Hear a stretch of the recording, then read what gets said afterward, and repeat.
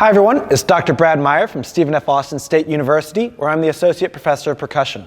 My second tip for the TMEA 4-mallet etude is going to be what we call shifting or mallet shifting. And this is a great way to help you make sure that you're going to play the right notes and not have to kind of quickly get to them, and instead give yourself as much time as possible so that you're set up and ready for success on each section. So the first section I want to talk about is going to be starting at measure 13, and then we're going to go to the next section that this is applicable at measure 42 in the second half of this video. So right now we're going to start with measure 13. So what mallet shifting is simply the idea of moving the mallet as soon as possible to its next position, even though there might be a good bit of time for it to actually get to its next position. So if we look at the first two chords, we have this C minor arpeggio, and then we have a D flat major arpeggio.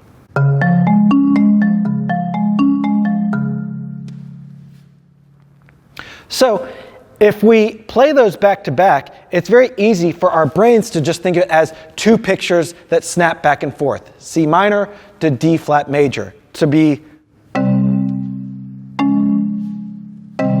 But really, because we're playing this arpeggiated figure, it gives us time, so especially this first mallet, our one mallet, can move so that it's already in position for the next chord. And so what I want to do, it will look like this. Now watch my first mallet closely. I'll play this under tempo. Shift, shift, and now you can see that that mallet was already in place before it needed to. What I don't want to do is wait to the last second, which would look like this.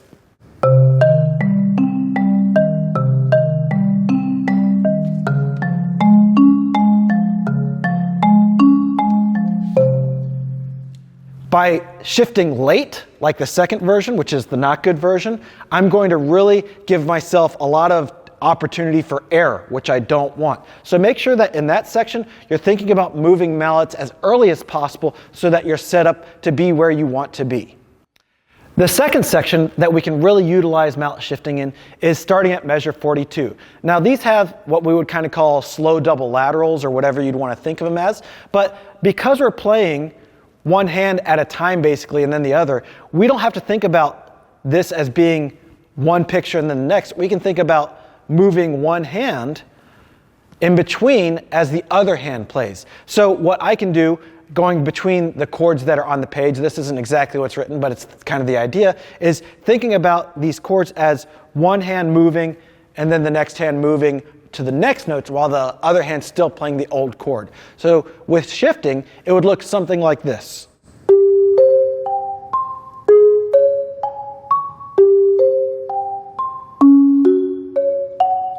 So as you saw, I was moving my hand right after it finished playing its notes, versus what a lot of people will probably unfortunately do, which is kind of play the notes and then shift everything at the same time, which is going to lend them to having less time to get prepared for the next chord, which would look like this, which is the thing we don't want to do.